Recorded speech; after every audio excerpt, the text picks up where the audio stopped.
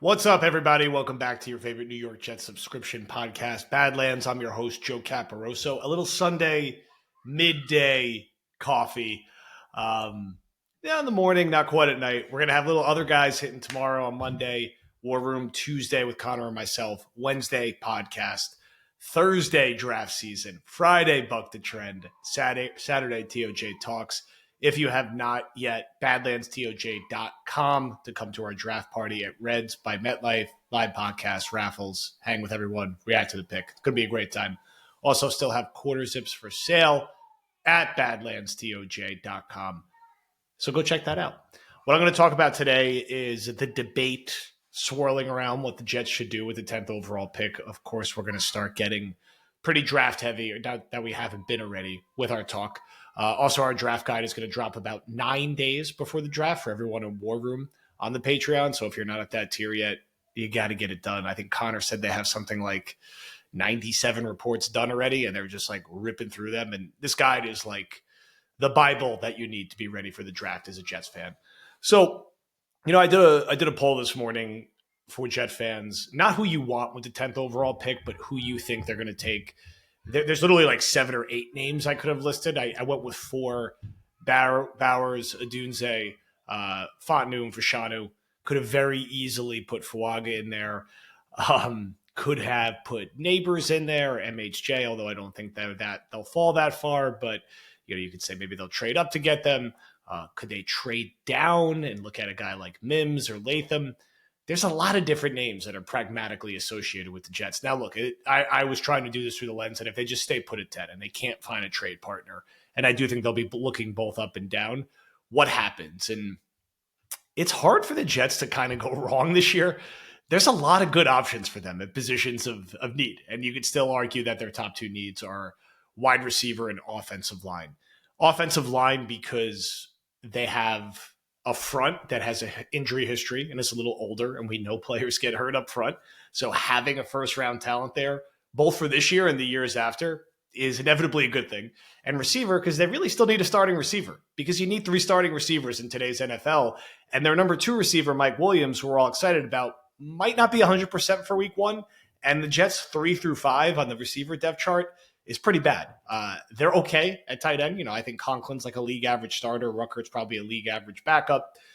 But, they could probably use more there in a perfect world. And sure, they need more pass catchers. You need more pass catchers. You can make a case they could really benefit from adding like 2 more pass catchers to that room overall, because Lazard, Gibson, Brownlee as your 3, 4, 5 is a little troubling. So this happens every draft season where I think the discourse, not the discord, probably swings too far in one direction to the other direction. I feel that like with Bowers, I feel like he's almost being undervalued at this point.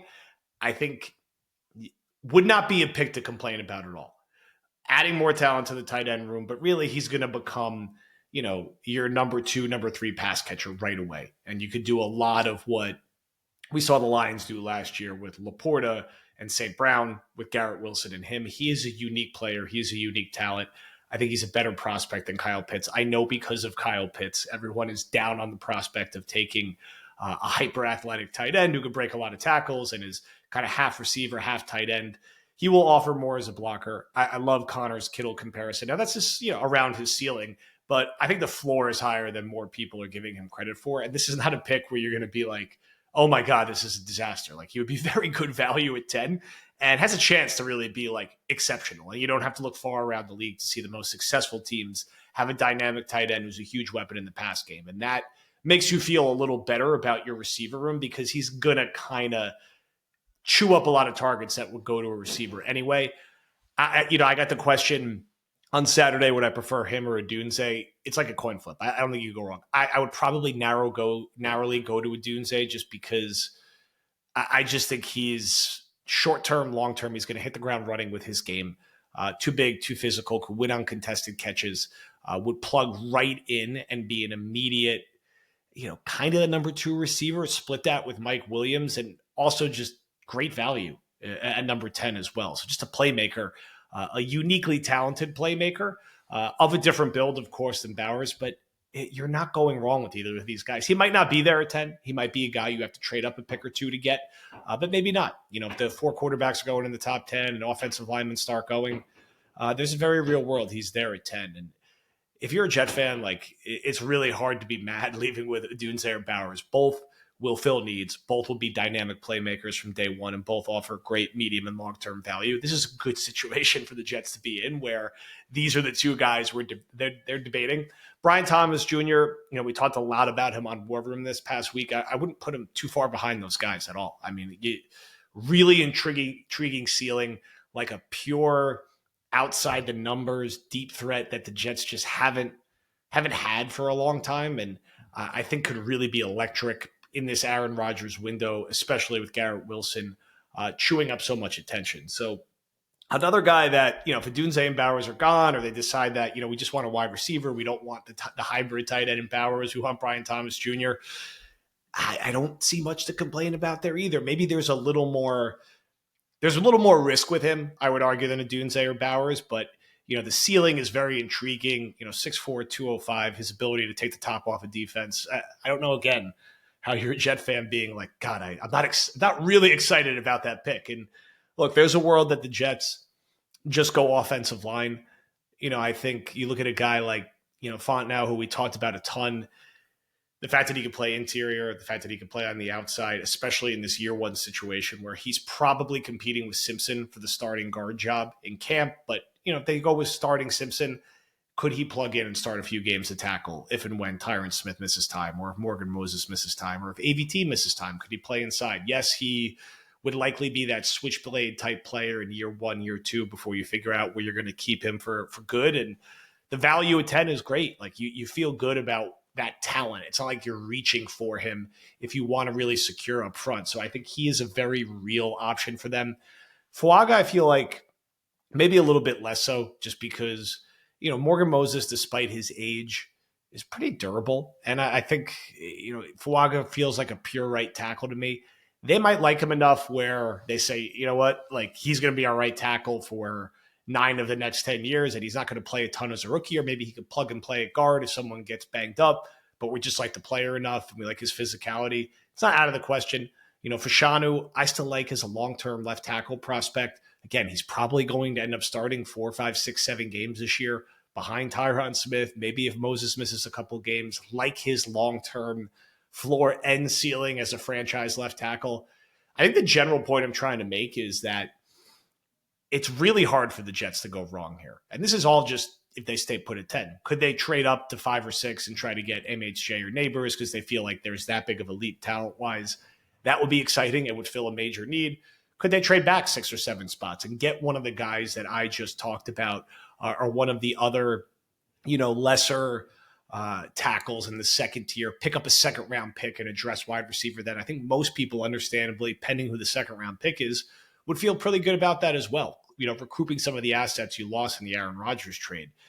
It's yes, it would be nice to be at like 6 right now if the Jets could have just lost that Washington game or whatever happens in that New England game. They're still in a pivot spot where they're going to have a lot of good options. And look, I personally, as of today, I want a playmaker. I want a pass catcher. Whether that's Bowers, whether that's a receiver, they need another pass catcher. And I would even argue that they should draft one and maybe even still look at bringing in a guy like, I don't know, Odell or MVS or another veteran to just chew up some reps. You don't want to be anywhere near Lazard, Gibson, or Brownlee having to play major reps, because a guy like Garrett Wilson, with the way he plays, he'll probably miss some time at some point. And Mike Williams, you have to kind of bake that in, that he's coming back from a major injury. They need a young player and they need a veteran who could also chew up some reps. And again, there's not a thrilling list of veterans, but Odell, MVS, I don't know, DJ Chark, I think, is still out there. Sterling Shepard, like these guys in like a 4th-ish role, that's okay. And I don't think that would be a bad idea for the Jets after the NFL draft. But still, when it comes to the draft, really excited about the prospect of them getting an Dunze, of them getting a Bowers, of them getting a Brian Thomas. And I understand people are going to feel very strongly one way. It's got to be a receiver. It can't be Bowers. Like, he's not dynamic enough. I think he's been in the spotlight too long, where he's now getting nitpicked a little too much. Like, he's just a very good high-end prospect who is probably one of the 7 to 11, depending on your flavor, best players in the NFL draft this year. And to get him at 10, I think is particularly exciting. And I think he will be very productive at the next level. Will he get all the way to being George Kittle or slightly better? It's going to depend on situation and how he's able to start off, but he's going to come into a really good situation where Garrett Wilson is taking the attention, Breece Hall is taking the attention, and he's got Aaron Rodgers, who I feel like for a versatile tight end, you just feel like Rodgers and him could get in sync very quickly, and he's going to catch a ton of passes. And could he have that?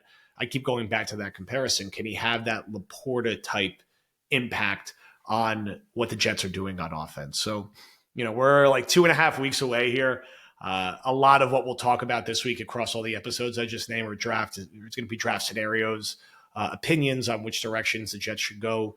The draft guide will outline a lot of the different paths and the pros and cons of each player. So stay with us here at Badlands, patreon.com/BadlandsTOJ if you're watching on YouTube to get all the daily episodes, to get the draft guide.